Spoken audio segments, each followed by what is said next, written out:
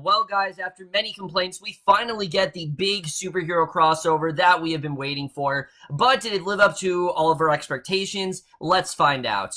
Don't change the channel, don't touch that dial. We got it all on UHF. Take off your sneakers.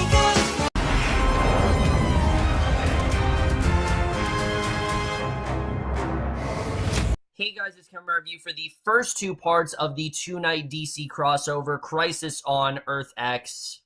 And what Crisis on Earth X is essentially about is we basically focus on Barry and Iris's wedding. We got all four shows coming to, celebrate their wedding, and everything seems great until their wedding is quickly apprehended by the arrival of these Nazis from the 53rd Earth, basically Earth X, and they have to do what they can to stop these Nazis and subsequently save the world. So, Crisis on Earth X in general, I was very much looking forward to this crossover, obviously. I always look forward to these crossovers, but more so than ever because this is not like this is a Supergirl episode and then this is an Arrow episode. Yes, it has the word Supergirl on it, but that word really has no bearing on, the title really has no bearing on the overall episode. Don't let the title deceive you. This is a full-on miniseries, and that's one of the things I love about this right off the bat. I love this really is a standalone. I mean, sure, there are things that are tying into this, obviously, from the other series, but for the most part, they really are making this a standalone series, and I really did love that here. I thought this was a very strong start for sure. It wasn't amazing, I definitely will say that, but I did think this was a very solid start. So we're just starting off with everything that went down in part one. We start off, we see this very dark and dreary shot of Earth X. There's Nazi propaganda pieces with swastikas. They're draped over the city's skyscrapers, and immediately we just get a sense of the real intensity and how harrowing this world really is. I mean, we're not used to Earth X yet, and I thought the world building was especially very strong in these first two parts. But at a warehouse, the Earth X version of Green Arrow takes the warehouse guards before he's interrupted by the Earth X Guardian. Of course, that's James Olsen. And after a brief battle, one in which James displays a US-themed shield, which, I mean, he's like full-on like Captain America here, he's trying to save the world, but we see that the Dark Arrow actually ends up killing James in this crossfire, and it's a well done scene. It shows, I guess, how powerful the world is, but you don't really feel much here because, Guardian wasn't really all that strong to begin with, so not only do I not really care about these characters, but especially with it being Guardian, it doesn't really do much of anything for me, I have to say. So, in general, I thought this was a well-done opening. I just think they picked the wrong character. Like, they could have picked anyone, and yet they picked Guardian, which it felt very arbitrary. I don't know why they decided to do that, other than the fact they just wanted Makad Brooks in the episode. But back on Earth Prime, we see Barry's in the midst of a fight with King Shark. Iris is calling out in on the communication system, and like I said, this shows you immediately that this is not a Supergirl episode. This is very much everyone's sort of show, and that's something I definitely really did love. We see he's fighting King Shark. Iris calls in on the communication system, frustrated that not everyone has RSVP'd to their wedding, and that is the setup for basically this montage where we go to Star City, where Oliver's in the midst of fighting with a bunch of thugs, and Felicity in the middle of it is asking him whether or not they're going to the Allen wedding, and Oliver says that they are, and it was just a lot of fun to watch. I thought this was definitely a very fun sequence,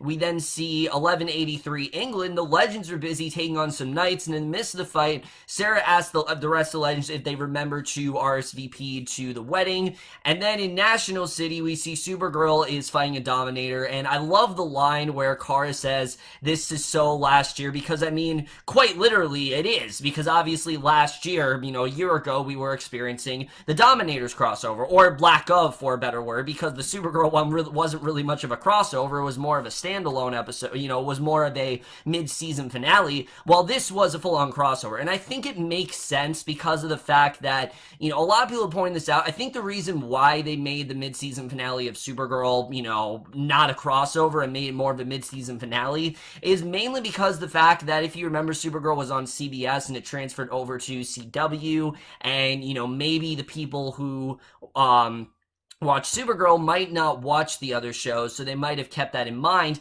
But I'm guessing that now they're thinking, you know what, Supergirl's been in this world now, you know, we've now been established on the CW. I'm pretty sure most people are watching all 4 of the series, so that's why they're not doing that this time around. But we then see Mon-El briefly shows up to the DEO to make sure Kara is alright, showing that he is still concerned about her, but we see that no one really wants him there. Later that night, Kara and Alex are talking about Mon-El at Kara's apartment. You can see that she's still reeling from the fact that Mon-El is married and that he hasn't told her anything, and Alex finds Barry and Iris's wedding invites and basically wants to use this as a way just to get away from it all because there's so much drama going on. You know, Alex is still getting over Maggie. Kara explains it's probably best if she doesn't go to the wedding, but mulling it over further, she decides they're going to get their mojo back and attend the wedding. And I like that Supergirl is not on her own here. Like, Kara is bringing a +1, and I think Alex is definitely the right person to do that. I've said this before, similar to how in Arrow, you know, the main friend relationship is,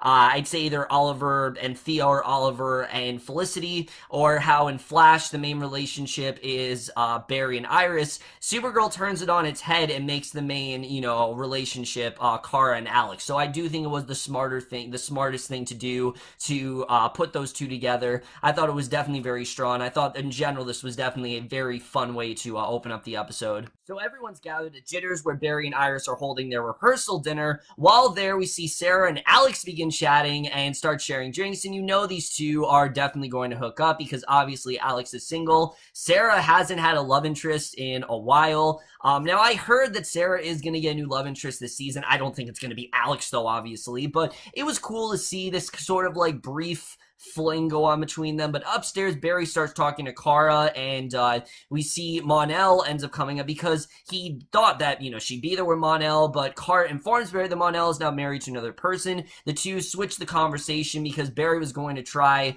to, you know, maybe get Kara and Mon-El to Mon-El to propose to Kara, but Barry asked Kara for a favor, and you know, we know pretty much what that is because we've already seen behind the scenes footage of Melissa Benoist singing, so we know that's probably what it's going to be. But I just really love scenes of these two together. They have such a natural chemistry, even better than I think Steve and Amell and Grant Gustin do. There's just something to be said about Melissa Benoist and Grant Gustin's chemistry. They're just such bubbly personalities, and they function so well together. You know, they got a lot of the same sort of quirks, so pairing them together I've always really loved, and any scene that they're in is just absolute perfection. I think they do such a great job together. But Stein then walks into Jitters late. He pulls Jax aside and he explains that he reworked the serum that Cisco and Harry worked up into something that would allow Jax to still have powers, and he explained that they'd be Spider-Man like powers instead of Firestorm powers, because he does still want Jax to have some sort of role in the Legends. And Jax gets somewhat frustrated that he won't remain Firestorm because that's really all he's known. I mean, remember who Jax was before we met him. He was just a simple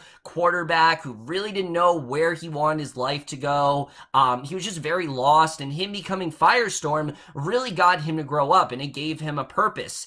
But by taking away Firestorm, it really takes away his purpose, and he's really kind of, you know, questioning what he, you know, what value he really has the team after this. And I thought, again, that was very strong. So Joe then starts his toast. He gives this heartfelt thanks to Barry and Iris, thanking them for showing him how to love again. I will admit it was a little bit cheesy, but Jesse L. Martin really pulled it off. He's one of those actors where even if the dialogue isn't the best, he still really knows how to deliver at least a very solid speech, and I liked it. I thought it was definitely well done. Like I said, I thought it was just a little bit cheesy, but I still thought it was well done. It felt like a big moment, obviously. You know, Barry and Iris, they've been through so much together, and especially with Joe, you know, we've gone through a whole arc, and I was really glad to see this happen. So the camera pans outside, and we see Sarah and Alex are making out. They clearly are going to hook up, but Oliver and Felicity They're then talking about having a rehearsal dinner, and when asked why they have one, Oliver informally proposes to Felicity right then and there. He doesn't want to be a huge ordeal, but she quickly turns him down, explaining that they don't need a piece of paper to show their love to each other.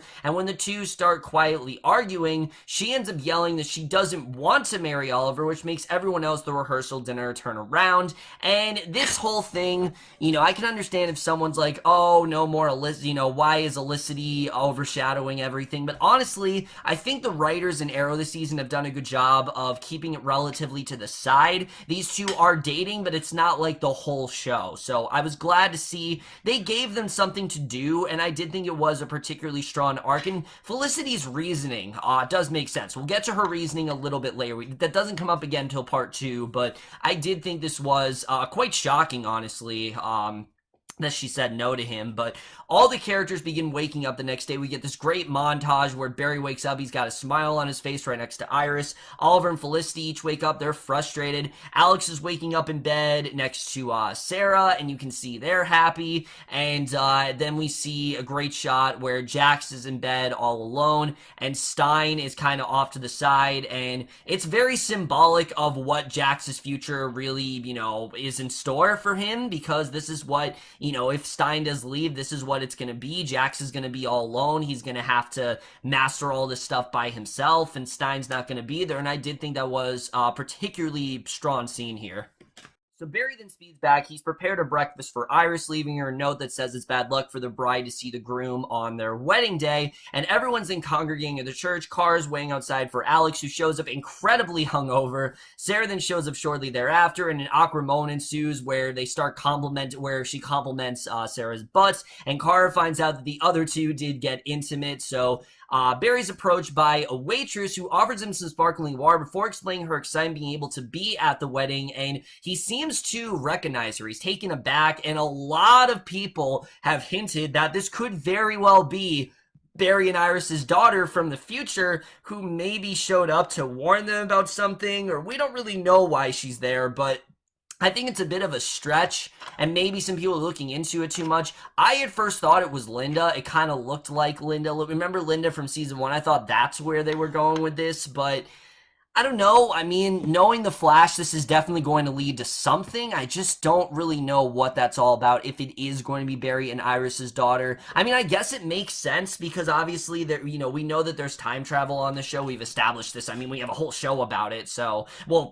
even, 2 whole shows about it, because the Flash is very much incorporated that element in the show as well. So, it's definitely possible. I just don't know if that's actually where they're going with this. We'll just have to see the way that turns out. But Cara begins singing, and she actually sings the song that Barry sang to Iris when he proposed her, running home to you, from that musical episode that everyone hates but me. I honestly really enjoyed that episode, but Joe then walks Iris down the aisle. The wedding ceremony begins, and when the pastor asks if someone opposes the wedding, which the pastor actually is the greatest American hero, which I thought was actually really cool, but he's instantly vaporized by Overgirl. She shows up on Earth Prime with her Nazi army, and from here on out, it's just a full-on battle, and this battle was so well done. They begin open firing, and the heroes begin evacuating the church. Cara and Overgirl start battling in the sky over the church. Sarah and Alex start taking on the Earth X version of Prometheus. So really everyone is given something to do here, and that's something I really love. There wasn't anyone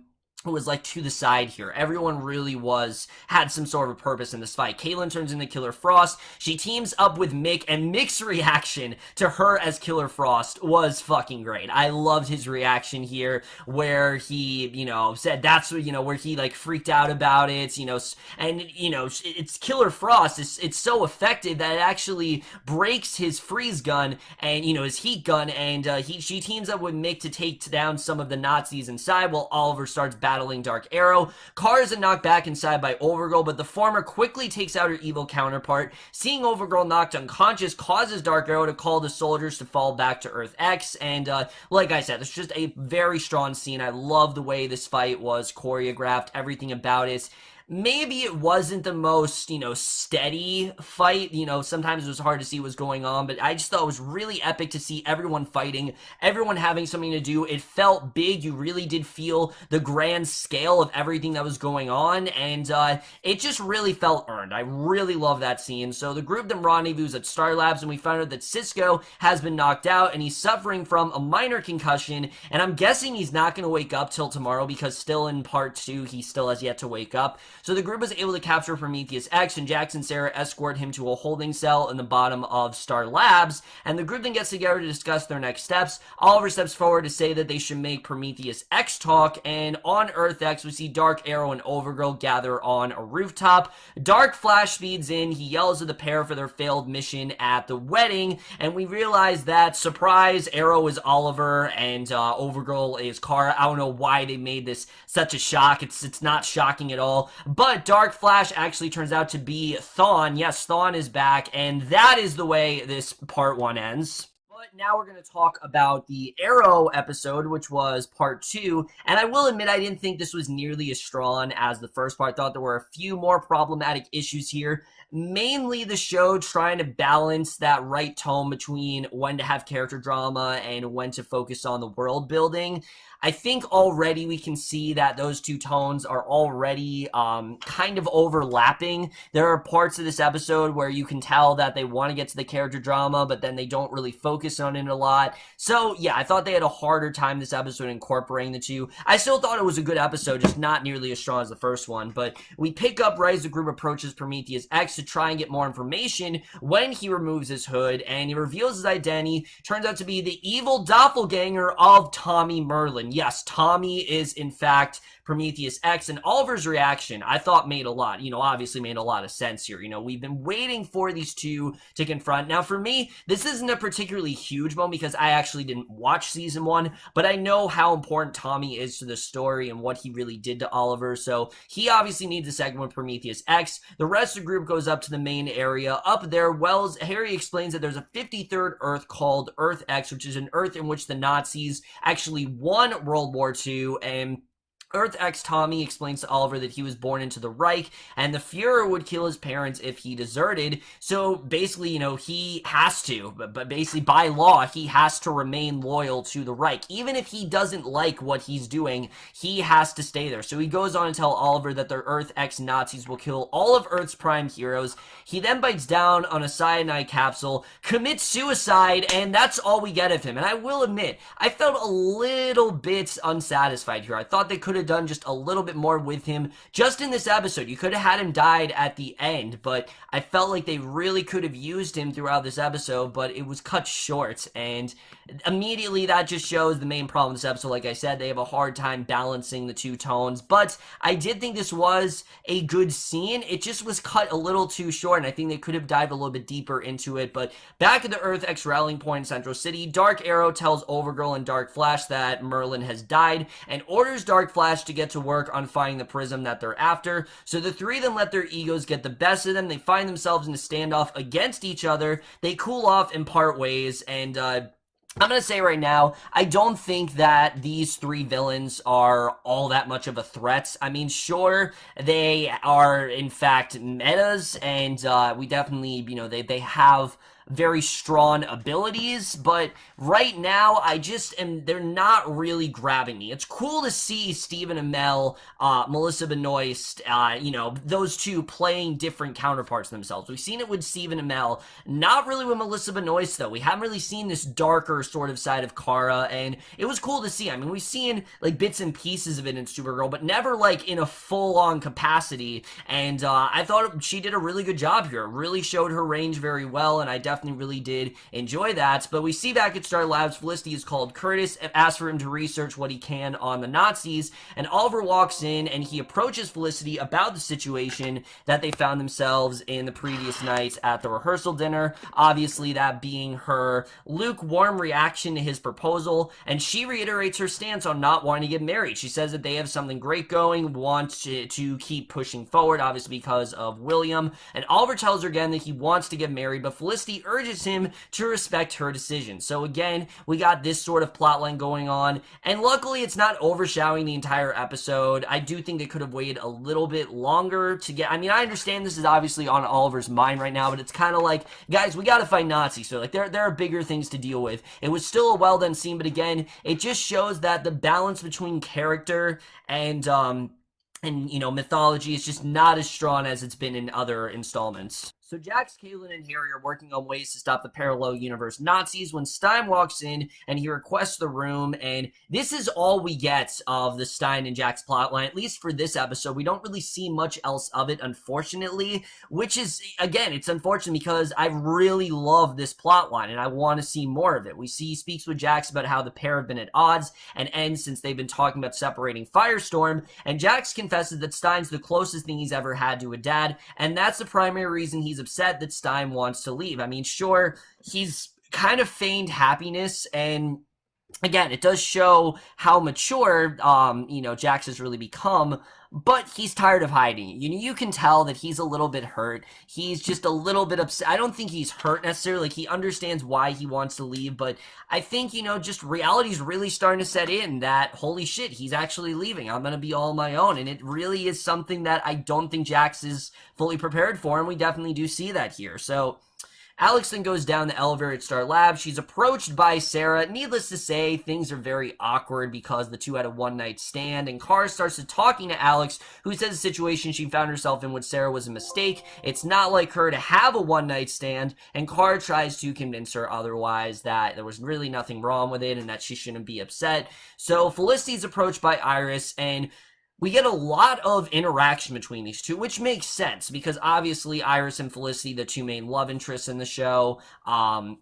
they share a very common ground in that regard, where Iris is getting married and she can give advice to Felicity, but also we know these two are very much friends. You know, we've seen them sort of, you know, blossom into a friendship. We saw that in episode 5 with Girls Night Out, and we see that again here, and I did think it was particularly strong. I thought the two actresses had some really good chemistry, but Felicity's approached by Iris. The two discuss Felicity's stance on marriage, and the latter reveals that basically the main reason that Felicity doesn't want to get married is because the last time that Oliver proposed to her, it marked the beginning of the end between her and Oliver, which began when she was shot, and she doesn't want it to happen again, which I can totally understand. I can understand Felicity's worry there. Obviously, that made things way worse between the two. If you remember after that, you know, the relationship pretty much went down the tubes, and she really does not want it to end up that way. But she's got to get over this phobia eventually. I mean, if she really wants things to work out between her and Oliver, she's got to get over it, and you know, I'm hoping she does, but we'll just have to see where this does go. An alarm then starts going off. Iris sees the Earth X villains have broken into Dayton Opticals, and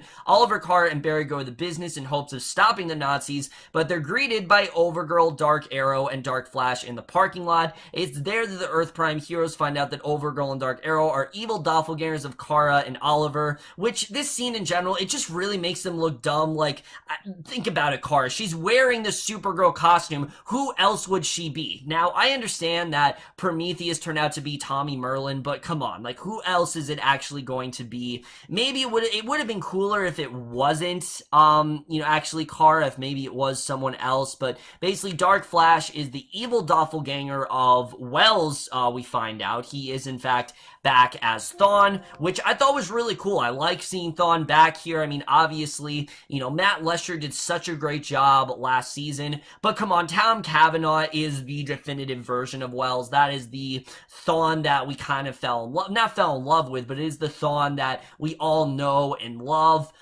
He's one of the best villains, I think, on the across the entire DCU, and it was really cool to see Thawne again here. Tom Cavanagh is just so great in this role, but Barry and Dark Flash begin being around fighting while Oliver puts out a kryptonite arrow to shoot Overgirl with, and Dark Arrow then orders Thawne to stop to take the prism and speed away while Overgirl uses laser vision to cut apart the beams to nearby skyscraper under construction. Holds up the heavier top part while Barry and Oliver work at stabilizing the rest of Skyscraper, allowing the evil doppelgangers to escape. And we also find out here, I forgot to say, that Oliver and Kara on Earth X are actually husband and wife.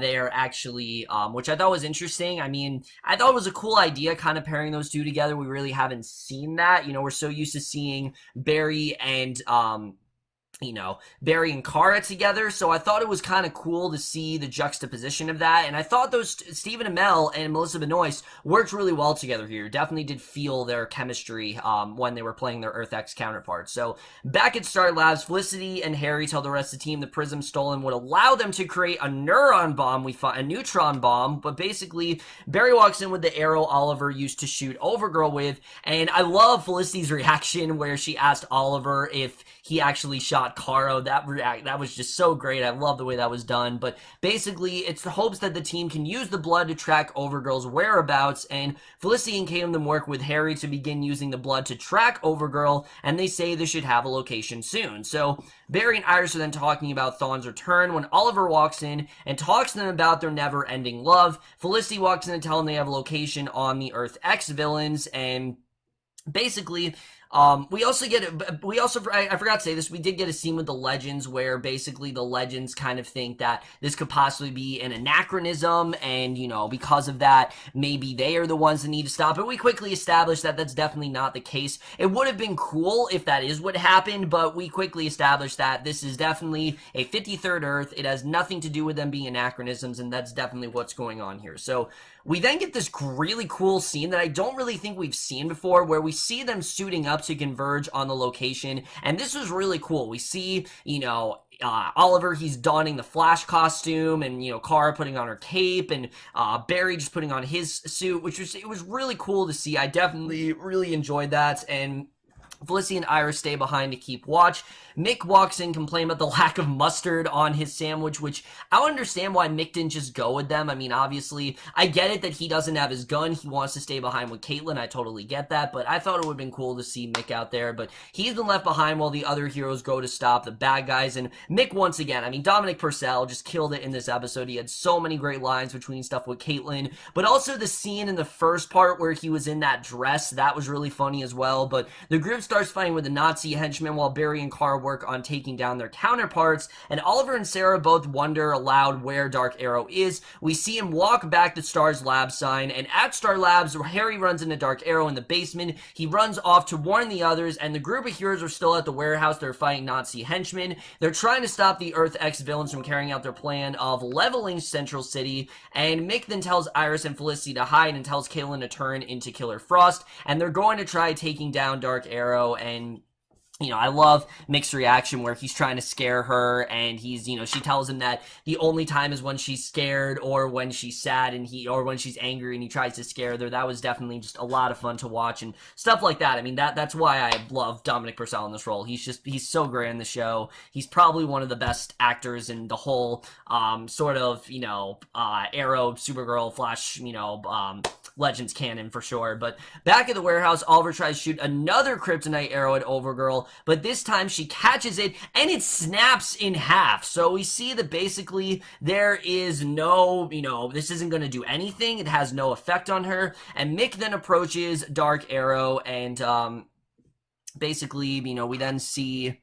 So Mick then approaches Dark Arrow. He starts firing his heat gun at him. He's able to distract Dark Arrow enough for Keiynan to sneak up behind him and freeze his hand to his bow. And Dark Arrow is able to break free, but the rest of Team Arrow, that being Curtis, Dinah, and Renee, they show up to help out. And this just felt so random. Like, they came out of nowhere. I didn't even see what the point was with them showing up here. But the group at the warehouse is able to stop all the henchmen, but they're approached by a green glowing robot who knocks most of the team out. We see that they've got dog collars on, and basically, we get to the ending here, which the ending here was truly harrowing, and definitely sets up a really dark direction for tomorrow night, where the team awakes to find out they've all been restrained with power dampening necklaces by the group of Earth X villains. And Overgirl then walks in, she addresses the team, but doubles over in pain, and her husband, Dark Arrow, convinced her to be strong and stand as she interacts with their Earth Prime counterparts, and it's here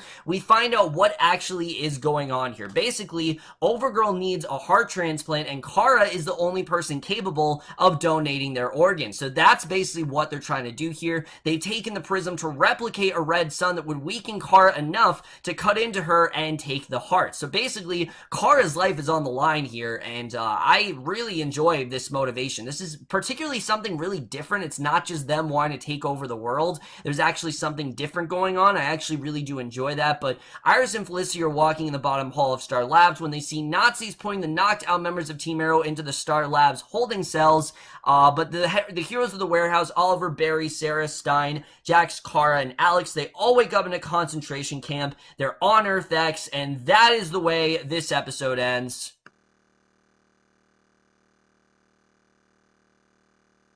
So, like I said, guys, this was definitely a very solid introduction. I really did love what we got here. Thought there was a lot of fun stuff going on. And right off the bat, one of the things I just loved about this is all the interaction. You know, last year, Supergirl was kind of sidelined. It was just kind of her, and she felt kind of alone. So I thought it was cool that we did have Alex here. She definitely does bring an energy to the show that we don't really see, you know, that we didn't really see last year. And I really did like seeing that. It shows that, you know, Kara isn't alone, and I like seeing the interaction between the two, and it just felt more complete. I definitely did enjoy that. I like seeing the legends as well. Of course, you know, seeing Felicity is always great. You know, Iris, just seeing all these characters together was just a lot of fun to watch, and they did a lot more interaction this year. Like, we saw Mick interact with Caitlin. We didn't really see that last year. You know, we didn't really see things like, say, you know, we saw stuff between Stein and Caitlin, but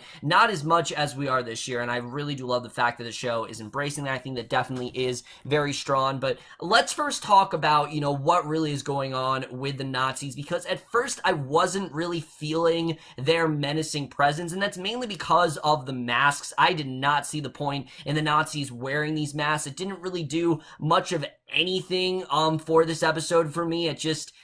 It kind of just seemed like this tedious reveal, like, oh shit, it's Oliver, oh shit, it's Kara. It's like, damn, I had no idea that the person who was in the Supergirl costume was Kara Danvers. Damn, I had no idea that the person in the Arrow costume was Oliver Queen. It seemed like such a, you know, just a no shit reveal, and I don't really get what they were trying to do there, other than the fact that I guess they just thought it sounded cool, but it's one of those things where it probably sounded a lot cooler than it really was. I really did not see the points of the masks, and personally I think that it really did kind of weaken the villains. But now that we know the overall plan, now I'm really into it. The whole thing of Overgirl, and she's dying and she needs a heart to survive, and Kara is the only way that she's going to be able to survive, and they actually need that prism to weaken Kara. This is a really cool idea. We haven't seen something done like this before. All of the other, you know, plot lines we've seen have been,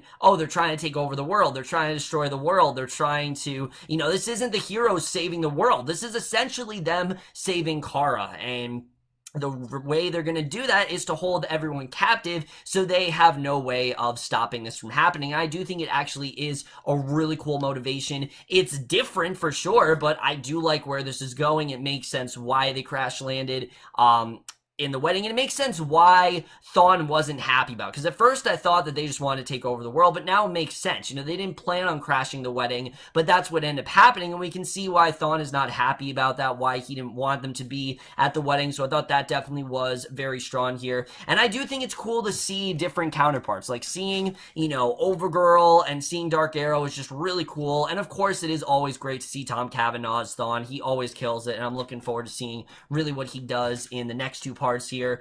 Like I said, really my biggest thing with this episode, especially episode 2, is just the character balance, balancing with the action, it didn't feel as natural as it really should. A lot of the character moments, they do feel like they need to be here, but it feels like a lot of stuff, is kind of just swept under the rug, and I am hoping we get more into what's going on, especially when it comes to Jax and Stein, because to me, that is the plotline that I am definitely in the most into right now. The idea that Jax is very supportive of Stein, but at the same time, he's realizing that, once Stein goes, that's kind of it, and he's got to kind of reformulate his entire life, and he doesn't really know if he's ready to do that, and if he can do that. Does he still have a role in the Legends, or does this mean Jax does something else entirely? And I don't know if that's what they're setting up Jax to do. Maybe he won't be on Legends anymore, which would be a shame, because I think Franz Drameh has really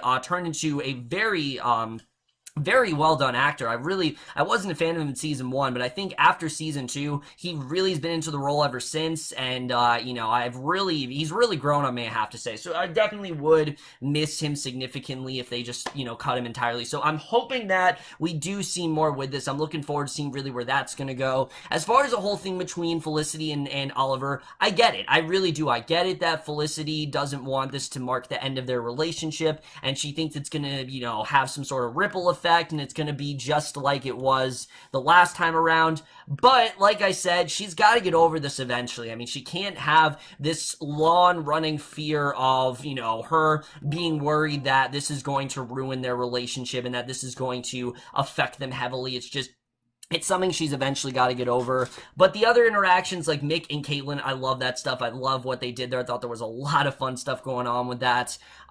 Barry and Iris, I'm sure, are going to get married. I think they're definitely going to get married by the end of this crossover. They're not just going to build up to this wedding and not give us what we wanted. I think we are going to get the wedding tomorrow night. We'll just have to see the way that does play out. I mean, that's why everyone's here. They're here for the wedding. I will admit there were some characters that were absent. Diggle, I can understand. At first, I was missing Diggle, but I really do understand it. He's going through a significant struggle in his life, and it's kind of hard to put Diggle in there when he's got the tremors and all that stuff going on. So I can understand why they kept Diggle out of it. I'm not too upset about that one. Ray, on the other hand, I really don't get. Ray, this is someone who, he's well known to almost all the characters at this point. He knows Barry, he knows Oliver, he definitely knows Felicity, and keeping him and putting him on here would have actually been really cool. But again, I think it's just because of the budget. Maybe they couldn't use him. I'm sure he's going to be in the Legends portion of this crossover, which, is the final part of this crossover. But I just don't know what he's going to do. He's on the poster, so it's just very misleading. I thought he was going to be at the wedding, but he wasn't, so I was definitely kind of disappointed with the way that was done. The action this episode, though, were fantastic, especially the church scene. That really sticks out to me. That church scene was just so well edited. There was so much great action going on there, and like I said, I love that everyone had something to do. I thought that was definitely very strong. So like I said, while this wasn't like an amazing start or anything, I did think this was overall a very solid start to the crossover. I'm looking forward to seeing where we do go from here. And now I'm going to rate both parts of this crossover. So for part 1 of Crisis on Earth X, I am going to give that episode a B+, just a really great start overall. And for part 2, I'm going to give that episode a B. So like I said, guys, really great stuff so far. Definitely looking forward to seeing where the rest of this crossover does go. I love that, like I said, this is definitely more of a 4-hour movie. I already am kind of getting that sense here. That's what they wanted you to feel, and I'm already definitely feeling that here. It feels very much like a 4-hour movie, and I'm looking forward to seeing really what they do from there. So I'm definitely looking forward to tomorrow night. I'm sure it's only up from here for sure. Like I think it's gonna get better as it goes on. I'm hoping that the character stuff, they're able to balance better with the action. If they can do that, then that's fine. But that's in my review. Hope you guys enjoyed. Let me know what you guys thought of this crossover so far. Love to hear your thoughts, and we'll see you guys in my next video, and we'll see you guys for that. Okay, bye.